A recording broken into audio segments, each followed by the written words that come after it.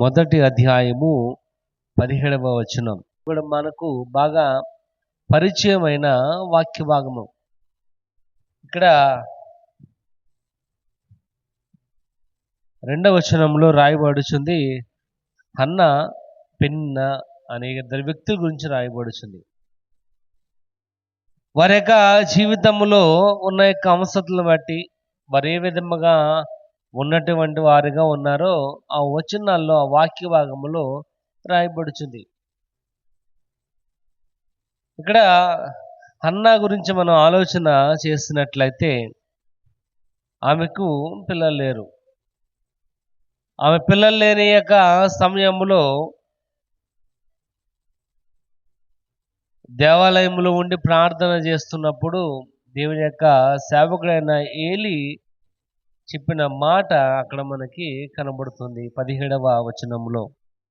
అంతటా ఏలి, నువ్వు క్షేమముగా వెళ్ళుము, ఇజ్రాయేలు దేవునితో నువ్వు చేసుకొనిన మనవిని ఆయన దయచేయు. నువ్వు చేసుకొనిన మనవిని ఆయన దయచేయును. నువ్వు చేసిన యొక్క మనవి, నువ్వు చేసిన యొక్క ప్రార్థన నీ దేవుడైన యెహోవా వినును అని రాయబడుచుంది. ఈ ఉదయకాల సమయంలో దేవుడు నువ్వు చేసిన యొక్క విజ్ఞాపన ఆలకించాలి అంటే, దేవుడు నువ్వు చేసిన ప్రార్థన ఆలకించాలంటే నువ్వేం చేయాలి?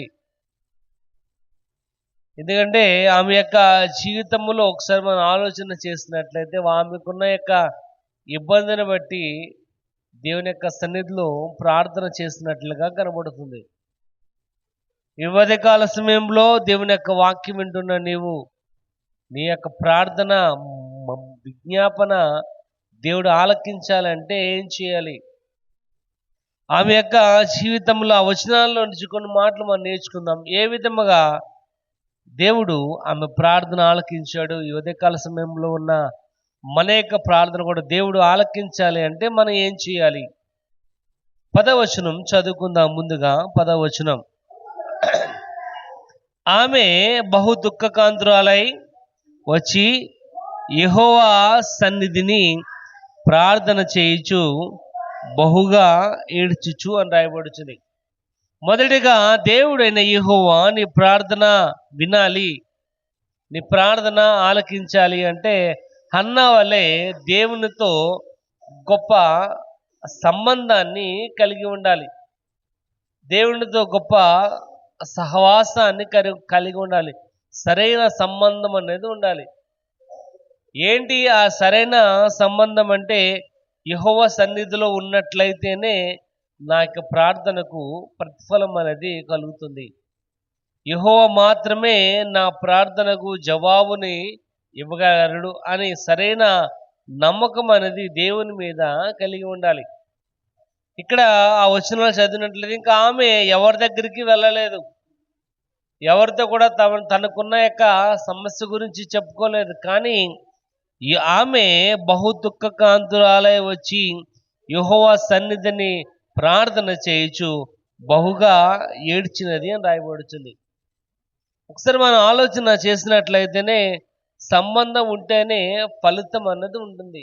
సంబంధం ఉంటేనే ఫలితం. మనం ఏదైనా ఆఫీస్కి మనం పని మీద వెళ్ళాం, మన యొక్క అవసరత, మన యొక్క చేసిన యొక్క విజ్ఞాపన త్వరగా అధికారుల దగ్గరికి వెళ్ళాలి అంటే ఆ యొక్క ఆఫీస్లో ఎవరో ఒకరు మనకు తెలిసిన వాళ్ళు ఉండాలి.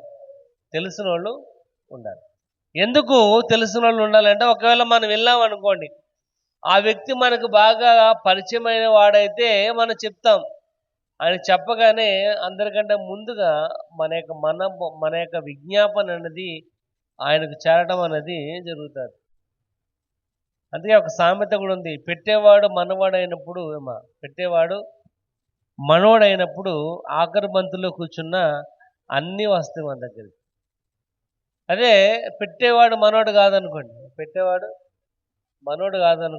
ఏమో అన్నీ కూడా కొరతగానే ఉంటాయి. మనం అడగడానికి కూడా మన ఊళ్ళో చాలామంది క్యాటరింగ్ వెళ్తూ ఉంటారు. మనం అదే ఫంక్షన్కి వెళ్ళాం అనుకోండి, ఆ క్యాటరింగ్ ఇవ్వడు మనకు బాగా తెలుసు అనుకోండి, ఏం వేస్తాడు ఏమా మన దగ్గర రాగానే ఎగస్ట్రాగా ఒక ఒక గిఫ్ట్ మనకి పడద్దు, ఎందుకంటే వాడు మనకు బాగా తెలిసినవాడు. అది ఇక్కడ రాయబడుచుంది, హన్న దేవునితో సరైన సంబంధము కలిగిన స్త్రీగా కనబడుతుంది. ఎందుకంటే యెహోవా మాత్రమే నా యొక్క ఉన్న యొక్క ఆ, అవసరమును తీర్చగలిగిన వాడు. యెహోవా మాత్రమే నా ప్రార్థనకు నాంది. ఆయన మాత్రమే నాకున్న సమస్యలో నుంచి నన్ను బయటికి తీసుకుని రాగలడు అని ఆమె మీద భారం కలిగినట్లుగా ఆమె చేసిన ప్రార్థన వల్ల మనకు కనబడుతుంది. ఆయనే నిజ దేవుడు, ఆయనే నా యొక్క జీవితానికి నమ్మకమైన వాడు. ఎన్ని లోకులు అనేకులు కాకుల వల్ల ఎన్ని మాట్లాడినప్పటికీ ఆయన మాత్రమే జవాబుని ఇవ్వగలిగిన వాడు అనే యొక్క సరైన బంధాన్ని, సరైన సహవాసాన్ని దేవునితో కలిగినట్లు కనబడుతుంది. కనుక ఇక్కడ రాయబడుచుంది, ఆమె బహు దుఃఖకాంతురాలై వచ్చి యెహోవా సన్నిధిని ప్రార్థన చేయొచ్చు బహుగా ఏడ్చెను. దేవుని యొక్క వాక్య భాగం రాయబడుచుంది, ఆయన ప్రతి వాని యొక్క బాష్ప బిందువును తుడిచివేసాను అని. ఆయన నువ్వు కాల్చిన ప్రతి ఒక్క కన్నీటి బొట్టునుకు ఆయన జవాబుని ఇవ్వగలడు అని ఈ వాక్యం ద్వారా తెలుస్తుంది. ఇక్కడ ప్రియమైన వాళ్ళరా, ఆయన నీ ప్రార్థన వినాలి అంటే నువ్వు దేవునితో సహవాసాన్ని కలిగి ఉండాలి, దేవునితో బంధాన్ని కలిగి ఉండాలి, ఆయనతో నీకు క్లోజ్గా రిలేషన్షిప్ అనేది ఉండాలి. చూడండి, ఒక ఎగ్జాంపుల్ మనం చూద్దాం. మన యొక్క ఆదికాండం 2వ పుస్తకం నిర్గమాకాండము 2వ అధ్యాయం, నిర్గమాకాండము 2వ అధ్యాయము 23వ వచనం నుంచి చూద్దాం. వారు చేసిన యొక్క మనవి కానీ విజ్ఞాపన కానీ అక్కడ రాయబడుచుంది, మూలుగులను యెహోవా వినెను అని.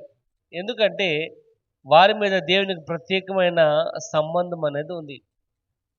ఆదికాండం 15వ అధ్యాయం 16వ వచనంలోనే రాయబడి ఉంది, నీ ప్రజలు తమ కాని దేశములో ఉంటారు అని.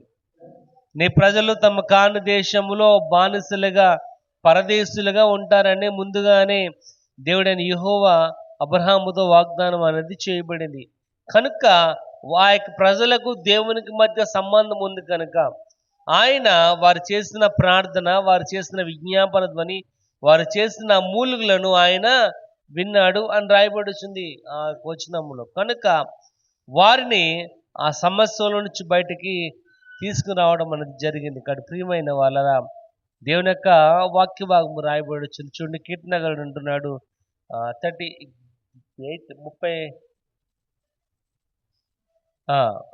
9వ వచనం చదవండి, 38, 9వ వచనం. ప్రభువా,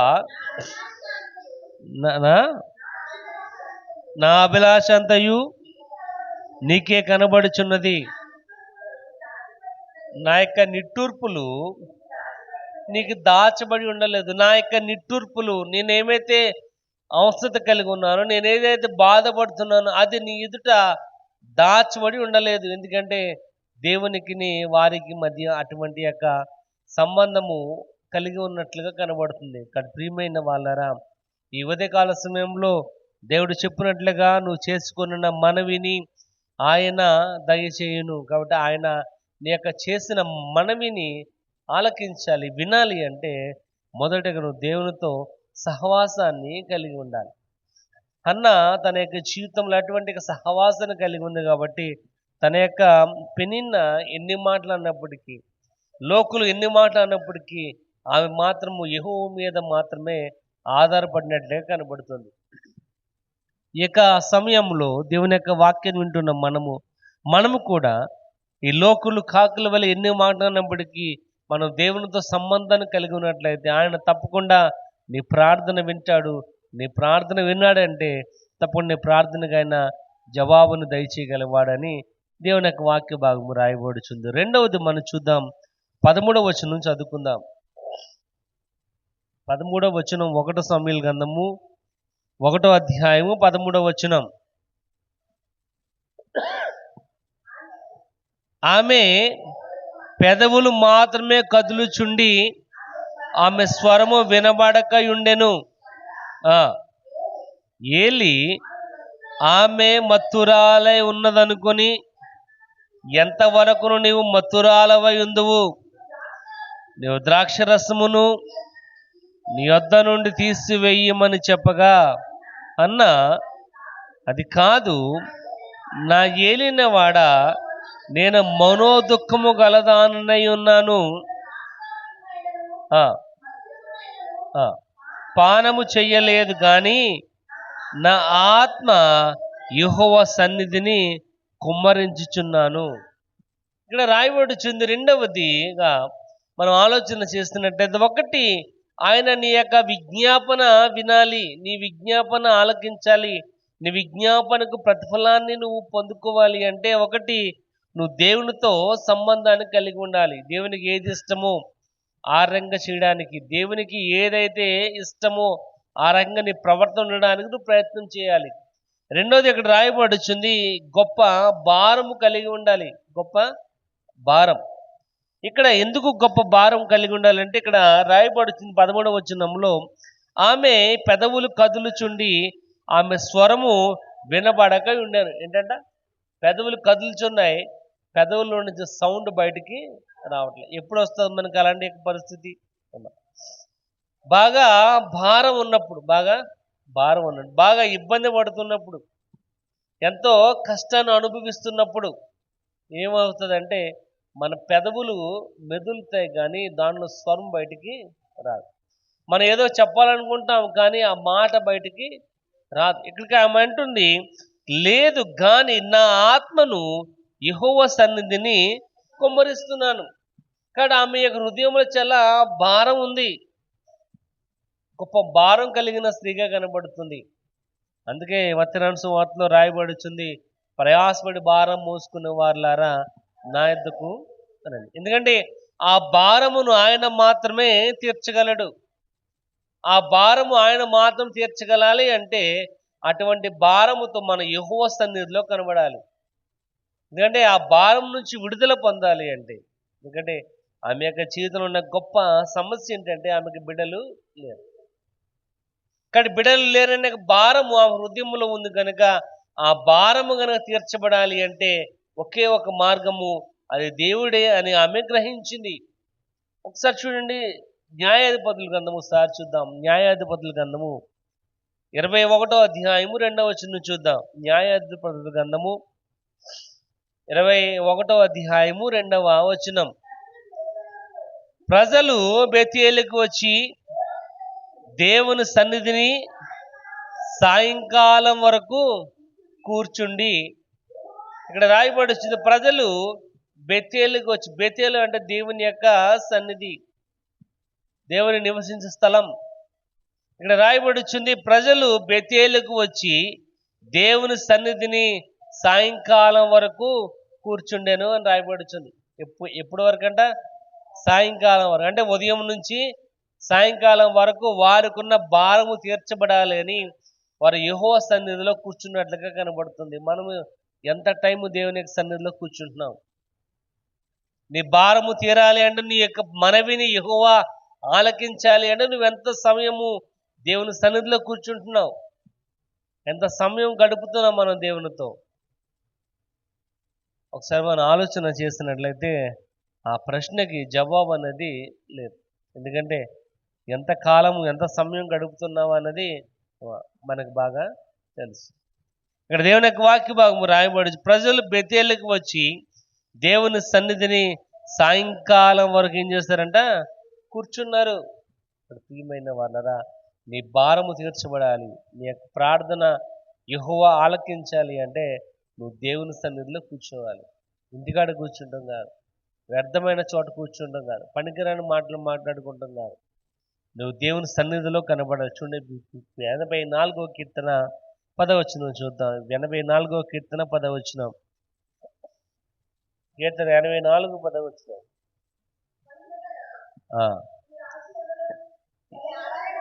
నీ ఆవరణములో ఒక దినము గడుపుట 1000 దినముల కంటే శ్రేష్టము. భక్తిహీనుల గుడారములో నివసించుట కంటే నా దేవుని మందిర ద్వారమునొద్ద ఉండుట నాకు ఎక్కడంట? నా దేవుని మందిర ద్వారమునొద్ద ఉండుట నాకు ఇష్టం. ఎంతమందికి ఇష్టం ఈ మాట? చాలా కష్టంగా మనం డైజెస్ట్ చేసుకోవాలి. ఇక్కడ రాయబడుచుంది, నా దేవుని మందిర ద్వారమునొద్ద నివసించుట ఇష్టం. అంటే దేవుని మందిరంలో గడపడం ఇష్టంగా ఉండాలి. దేవుని మందిరంలో ఉండడానికి ఆతృతపడే వారిగా ఉండాలి. నేను దేవుని యొక్క మందిరంలోకి వెళ్తున్న సంగతి ప్రజలు నాతో చెప్పినప్పుడు నేను ఎంతో ఆనందించేవాడుగా ఉన్నానని కీర్తనగాడు అంటున్నాడు. అక్కడ ప్రియమైన వాళ్ళ యెహోవా సన్నిధిలోనే ఆనందం, యెహోవా సన్నిధిలోనే సంతోషం. అక్కడ ప్రియమైన వాళ్ళారా, ఈ యొక్క హన్నా కూడా ఏం చేస్తుందంటే అటువంటి భారముతో దేవుని సన్నిధిలో కనబడింది. అటువంటి భారంతో ఉంది కనుక ఆమె పెదవులు కదులుచున్నాయి కానీ స్వరము రావట్లేదు. కానీ ఏలి అనుకుంటున్నాడు ఈమె తాగేసి వచ్చి ఉండొచ్చు, అందుకే ఈమె మాట్లాడలేకపోతుందని. కానీ ఆమె అంటుంది, నేను ఏమి తాగలేదు కానీ నా ఆత్మ యెహోవా సన్నిధిలో నేను కుమ్మరిస్తున్నాను. అది ప్రియమైన వారరా, దేవుని యొక్క దేవుని యొక్క వాక్య భాగం రాయబడుచుంది. గొప్ప భారముగా ఉండాలి, గొప్ప భారం కలిగిన వారుగా ఉండాలి. ఎందుకంటే నీ భారమును తీసివేయబడాలి అంటే ఒకే ఒక మార్గము, అది యెహోవా మీద మనము ఆధారపడడం. చూడండి, గలతీ రాసిన పత్రిక 6వ అధ్యాయం 2వ వచనం చూద్దాం. గలతీ 6వ అధ్యాయం 2వ వచనం చూడండి. ఇప్పుడు తీసివేసేవాడుగానే ఉన్నాడు. అందుకంటున్నాడు, ప్రయాసపడి భారం మూసుకునే సమస్త జనులారా నా యొద్దకు రండి, నేను మీకు బలాన్ని ఇస్తాను. భారాన్ని విడిచిపెట్టినట్లయితే, నీ బాధను ప్రభు చెంతలో పెట్టినట్లయితే, అందుకే ఇక్కడ రాయబడుతుంది, ఈ స్త్రీ గొప్ప భారముగా ఉంది దేవుని సన్నిధిలో. ప్రియమైన వాళ్ళరా, ఉదయకాల సమయంలో దేవుని యొక్క వాక్యం వింటున్నాం మనము. నీ భారము తీసివేయబడాలి అంటే నువ్వు యెహోవా సన్నిధిలో కనబడాలి. అందుకంటున్నాడు ఇక్కడ, నా దేవుని మందిర ద్వారమునొద్ద ఉండుట నాకెంతో ఇష్టం. అంటే దేవుని సన్నిధిలో ఉండడానికి ఇష్టం కలిగిన వారుగా ఉండాలి. 3వది చూద్దాం, 11వ వచనం చదువుకుందాం. సైన్యములకు అధిపతి యెహోవా నీ సేవకురాలైన నాకు కలిగి ఉన్న శ్రమను చూచి, నీ సేవకురాలైన నన్ను మరువక జ్ఞాపకము చేసుకుని, నీ సేవకురాలైన నాకు మగపిల్లను దయచేసినట్లయితే వాని తల మీదకి క్షౌరము కత్తి ఎన్నటికి రానియ్యక వాడు బ్రతుకు దినములనియు నేను వాడిని యెహోవాకు అప్పగింతునని మొక్కుబడి చేసుకొనేను. చాలండి. 3వది రాయబడుచుంది, దేవుడు నీ యొక్క మనవిని వినాలి అంటే, దేవుడు నీ మనవిని ఆలకించాలి అంటే, నువ్వు చేస్తున్న విన్నపం కానివ్వండి, నువ్వు చేస్తున్న ప్రార్థన కానివ్వండి, స్పష్టంగా ఉండాలి, ఖచ్చితంగా ఉండాలి. ఎలా ఉండాలంట? స్పష్టంగా ఉండాలి. స్పష్టంగా అంటే ఏంటి? స్పష్టంగా అంటే అర్థమయ్యే విధంగా. స్పష్టంగా అంటే ఏంటంటే అర్థంగా, అంటే క్లియర్గా ఉండాలి. నువ్వు చెప్పిన ప్రార్థన కానీ విజ్ఞాపన ఎలా ఉండాలంటే క్లియర్గా ఉండాలి. అంటే చెప్పగానే అర్థం చేసుకునే విధంగా ఉండాలి.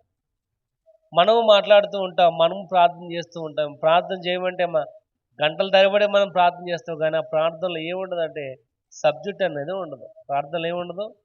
సబ్జెక్ట్ ఉండదు. అంటే ప్రార్థన చేస్తుంటాం, అన్నీ చేస్తుంటాం. ఏంటంటే మనం ప్రార్థన మొదలెట్టగానే ఎక్కడి నుంచో ఆ ఆలోచన ఈ ఆలోచన అది ఇది కలిపి మొత్తం చేసేస్తాం ప్రార్థన. కానీ ఆ ప్రార్థనలో ఏంటమ్మా అంటే ఏమి కూడా ఉండదు. కానీ ఇక్కడ హన్నా చేసిన ప్రార్థనలో స్పష్టత ఉంది, ఖచ్చితమైన. నేను ఏంటంటే అక్కడ ఆమె అంటుంది, సైన్యములకు అధిపతి యెహోవా నీ సేవకురాలైన నాకు కలిగి ఉన్న శ్రమను చూడు. మొదట ఏంటంటే శ్రమను చూచి రాయబడుచుంది, నీ సేవకురాలు నన్ను మరొక జ్ఞాపకం చేసుకో, నీ సేవకురాలైన నాకు మగ పిల్లవాడిని దయచేయి. ఇక్కడ రాయబడి, ఒకవేళ నువ్వు నాకు మగ పిల్లవాడిని ఇచ్చినట్లయితే వాని తల మీదకి క్షౌరము కత్తి రానియక వాడు బ్రతికి ఉన్నంత కాలం కూడా నీ మందిరములో ఉంటాడు అని ఒక స్పష్టమైన ఖచ్చితమైన మాట ఆమె కలిగి ఉంది.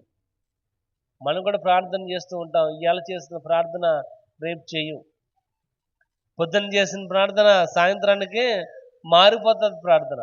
కానీ ఇక్కడ దేవుని యొక్క వాక్య భాగం రాయబడుచుంది, ఆమె చేసిన ప్రతి ఒక్క ప్రార్థన కూడా స్పష్టత అనేది ఉంది కనుక ఆ 23 చూద్దాం, 23వ వచనములో. కాబట్టి ఆమె పెనిమిటైన ఎలక్కన ఏది మంచిదో అది చెయ్యము, నీవు వానికి పాలు మాన్పించు వరకు నిలిచి ఉండము, యెహోవా తన వాక్యమును స్థిరపరచును గాక అని ఆమెతో నేను. కాగా ఆమె అక్కడనే ఉండి తన కుమారుడు పాలు మాన్పించు వరకు అతన్ని పెంచు. ఎక్కడంట? ఆమె అక్కడనే ఉండి, ఎక్కడైతే ఆ కుమారుని విడిచిపెడతానందో, ఎప్పుడైతే ఆమె చేస్తున్న ప్రార్థన ఖచ్చితంగా, స్పష్టంగా, క్లారిటీగా ఉందో, దేవుడైన యెహోవా ఆమె ప్రార్థన విన్నాడు. ఆ ప్రార్థన విన్న ఆయన తన ప్రార్థనకు జవాబును దయచేశాడు కనుక ఆ పొందుకున్న జవాబు ద్వారా ఆమె యెహోవా సన్నిధిలో ఉంది. ఆ బిడ్డ అక్కడ రాయబడి, తన కుమారునికి పాలు మాన్పించే వరకు ఆమె అతన్ని పెంచుచుండెను అని రాయబడుతుంది. కారణం ఏంటంటే యెహోవా చేతిలో పెట్టినట్లయితే, ఆయన చేతిలో సురక్షితంగా ఉన్నట్లయితే, సురక్షితంగా ఉంటాడు అని. చూడండి, మన బస్సు వెనకాల కనబడుతుంటుంది. మనం ఎక్కడ ప్రయాణం వెళ్తున్నప్పుడు బస్సు వెనకాల రాయబడి ఉంటుంది, ఆర్టీసీ ప్రయాణము సురక్షితమైనది అని. ఆర్టీసీ ప్రయాణం సురక్షితమైనది అని. అంటే మిగతా ప్రయాణాలు సురక్షితం కాదా అనా? సురక్షితమే, కానీ ఆర్టీసీ మాత్రము ఇంకా సురక్షితమైనది. ఎందుకంటే మనం తీసుకున్న టికెట్కి వాడు జవాబు చెప్పాలి, మనం ఖర్చు పెట్టిన డబ్బులకి వాళ్ళు జవాబు చెప్పాలి. ఇప్పుడు ఏదైనా ఆటోకి దెబ్బ తగిలింది అనుకోండి, మనం ఉన్న ఆటోలో, వాడు అంటాడమ్మా నా ఆటోకే సరిగ్గా న్యాయం లేదు, నేనేమి నీకు న్యాయం చేయగలను. కానీ ఇక్కడ రాయబడుతుంది, ఆ సురక్షితమైన చేతుల్లో తన కుమారుని పెట్టింది ఇక్కడ. అందుకని అంటుంది, ఆ కుమారుని పాలు మాన్పించు వరకు అతన్ని పెంచుచుండెను. ఇక్కడ ప్రియమైన వాళ్ళారా, నువ్వు చేసిన ప్రార్థన, విజ్ఞాపన స్పష్టంగా, క్లారిటీగా, ఖచ్చితంగా ఉండాలి. ఇక్కడ చేసిన ఆమె 11వ వచనంలో నీ శ్రమను చూడాలి అని ఉంది. కాబట్టి దేవుడు ఆమె శ్రమను చూశాడు, ఎన్ని బాధలు ఆమె అనుభవిస్తుందో చూశాడు. ఆ యొక్క లోకులు ఎన్ని మాట్లాడుతున్నారో ఆ మాటలు ఆయన చూశాడు, శ్రమను చూశాడు. ఆ యొక్క స్త్రీని జ్ఞాపకం చేసుకున్నాడు కనుక ఆ పై వచనంలో రాయబడుచుంది, 19వ వచనంలో,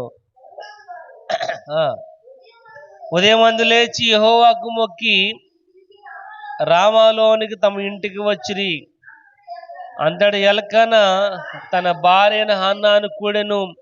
యెహోవా ఆమెను జ్ఞాపకం చేసుకున్నాడు. కాబట్టి ఆమె అంది, నన్ను జ్ఞాపకం చేసుకోమని. దేవుడు తప్పకుండా ఆమెను జ్ఞాపకం చేసుకున్నాడు. కనుకనే ఒక మగపిల్లవాడు ఆమె యొక్క కుటుంబంలో, గర్భంలో జన్మించడం జరిగింది. ఇక్కడ ప్రియమైన వాళ్ళ ఈ యొక్క ఉదయకాల సమయంలో దేవుని యొక్క వాక్య భాగం సెలవిస్తుంది. ఏం చేయాలంటే మనము స్పష్టంగా, ఖచ్చితంగా మన దేవుణ్ణి అడిగేవానికి, నువ్వు చేసిన ప్రార్థన ఆయన క్లారిటీగా ఉండాలి. చూడండి, అపోస్తల 4వ అధ్యాయం చూద్దాం. అపోస్తల కార్యాలు 5వ అధ్యాయం 2వ వచనం. అపోస్తల కార్యాలు 5వ అధ్యాయం 2వ వచనం. అపోస్తల కార్యాలు 5వ అధ్యాయం 2వ వచనం. దాని వెలలో కొంత దాచుకొని కొంత తెచ్చి అపోస్తుల పాదముల యొద్ద పెట్టెను. ఇక్కడ రాయబడుచు, ఇక్కడ అనన్య సఫీరా గురించి మనకు బాగా తెలుసు. వారికి ఉన్న యొక్క ఖచ్చితమైన ఆలోచన ఏంటంటే తనకున్న పొలము నమ్మి దేవుని యొక్క పరిచర్యకు ఇవ్వాలి అనే ఖచ్చితమైన ఆలోచన కలిగిన వారుగా ఉన్నారు. వాళ్ళ ఆలోచనలో ఏం లేదంటే స్పష్టత అనేది లేదు. ఎప్పుడైతే డబ్బులు వచ్చినాయో, ఎప్పుడైతే వారు అనుకున్న దానికంటే ఎక్కువ రావడం ఎప్పుడైతే జరిగిందో, అక్కడ రాయబడుచుంది, అనన్య కొంత తీసి పక్కన పెట్టాడు. అనన్య తెలియకుండా సఫీరా కూడా కొంత తీసి పక్కన పెట్టాడు. ఎందుకంటే వారి యొక్క జీవితంలో వారు చేసిన ప్రార్థన కానివ్వండి, వారు చేసిన పని కానివ్వండి, ఏం లేదంటే స్పష్టత అనేది లేదు, క్లారిటీ అనేది లేదు, ఖచ్చితమైనగా లేదు. ఇవ్వాలనుకున్నారే తప్ప మొత్తం ఇవ్వాలనే ఆలోచన వాళ్ళు రాలేకపోయారు. కనుక వారి ప్రార్థన అక్కడ అంగీకరించబడలేదు. అది ప్రియమైన వాళ్ళరా, దేవుని యొక్క వాక్య భాగం రాయబడుచుంది ఉదయకాల సమయంలో. హన్నా వలె నీ ప్రార్థన దేవుడు ఆలకించాలి. నువ్వు చేసిన విజ్ఞాపనని ఆయన ఆలకించేవాడుగా ఉండాలి అంటే నీ యొక్క ప్రార్థన స్పష్టముగా, నీ యొక్క విన్నపము స్పష్టంగా, ఖచ్చితంగా ఉండాలి.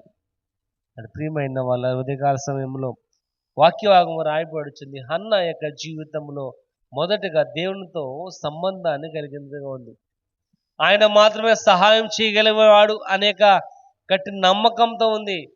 రెండవది తన భారమును ప్రభు చెంత పెట్టింది. ఎందుకంటే నా భారమును తీసివేసేవాడు ఆయన మాత్రమే అని.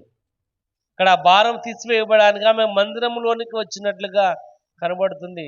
ఇక్కడ రాయబడుచుంది, షిలోహు మందిరంలో ప్రతి ఏటా వారు వెళ్ళేవారు. వెళ్ళే సమయంలో ఆమె దేవుని మందిరములో ఉండి ప్రార్థన చేస్తున్న స్త్రీగా కనబడుతుంది.